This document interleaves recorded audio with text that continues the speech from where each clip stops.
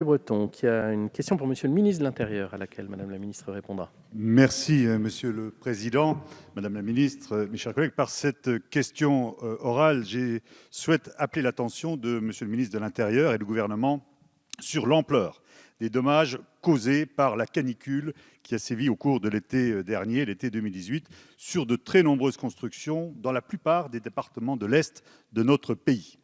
En effet, la forte déshydratation des sols a eu un impact sur la stabilité des fondations, créant ainsi des fissures dans les murs et les dalles des maisons individuelles, dont certaines sont désormais menacées d'effondrement.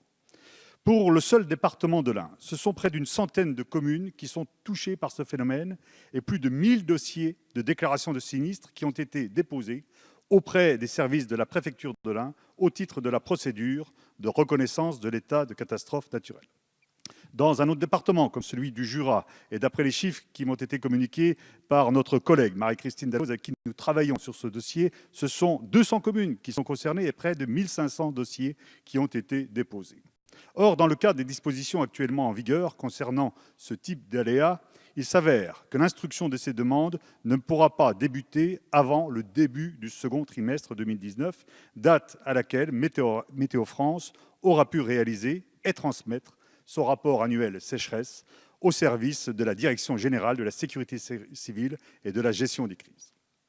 En avril 2018, le gouvernement avait pourtant indiqué sa volonté de simplifier ce type de procédure en réduisant sensiblement les délais d'instruction des demandes de reconnaissance de l'état de catastrophe naturelle.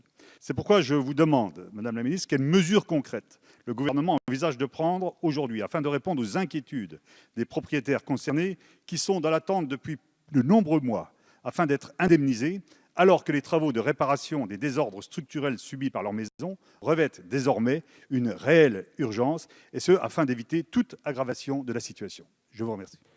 Je vous remercie. Madame la ministre. Monsieur le Président, Messieurs les députés, Monsieur le député breton. Vous avez interrogé le ministre de l'Intérieur, il ne peut être là et donc je réponds à sa place. Un épisode de sécheresse-réhydratation des sols a touché le territoire métropolitain au cours du second semestre 2018 et en particulier dans le nord-est du pays, comme vous l'avez souligné, monsieur le député. Les premiers éléments recueillis semblent indiquer que cet épisode il est comparable par son ampleur à l'année 2017. Je rappelle que pour reconnaître une en état de catastrophe naturelle, l'autorité administrative se prononce sur l'intensité anormale de l'agent naturel à l'origine des dégâts et non pas sur l'ampleur des dégâts. Compte tenu de pardonnez-moi des détails un peu techniques, mais compte tenu de la cinétique lente qui caractérise l'aléa sécheresse et des connaissances scientifiques disponibles à ce jour, 2 critères sont utilisés pour identifier, caractériser son identité. Premier critère, une condition géotechnique. Deuxième critère, une condition météorologique.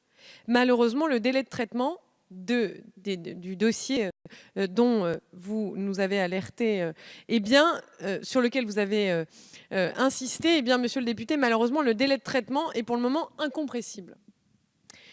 J'ai le regret de vous l'annoncer, mais vous savez, l'analyse du critère météorologique d'une sécheresse géotechnique est réalisée sur la base d'un rapport annuel et d'un seul rapport de Météo France. Les demandes communales ne peuvent donc être instruites qu'en année, par définition, N+1.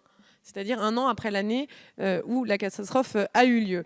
Après consolidation des données météorologiques de l'année écoulée, et donc naturellement, Météo France et les services de l'État concernés ont été sensibilisés à la nécessité de traiter dans les meilleurs délais ces demandes-là. Et nous en ferons à nouveau le relais suite à votre question, monsieur le député.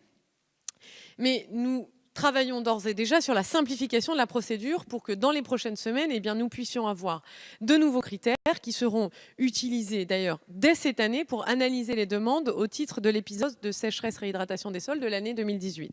Ces travaux, ils poursuivent 2 objectifs. Un, qui est de prendre en compte l'amélioration des connaissances scientifiques relatives au phénomène, notamment les modalités techniques de traitement des données météorologiques permettant d'établir le niveau d'humidité des sols supplémentaires. Et 2, rendre plus lisible pour les responsables communaux et les sinistrés les critères mis en œuvre. Un effort de simplification de leur présentation sera réalisé.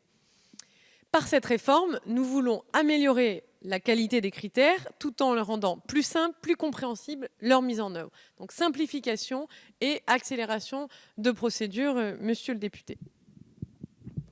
Je vous remercie. Oui, monsieur Breton.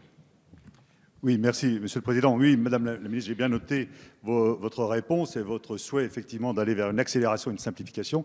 Je crois que c'est effectivement bienvenu. Simplement pour indiquer que nous sommes à la disposition des services des préfectures pour travailler à leur côté, ainsi que les associations. Je pense notamment aux oubliés de la canicule qui ont des délégations dans les différents départements afin effectivement de pouvoir envisager le traitement le plus rapide de cet épisode de sécheresse avec toutes les conséquences dramatiques qui se posent aujourd'hui pour de nombreux propriétaires ou locataires de maisons. Je vous remercie. Je vous remercie, chers collègues. Madame la ministre, il me reste à vous remercier et à saluer l'arrivée de monsieur Sébastien Lecornu, à qui s'adresse la question de monsieur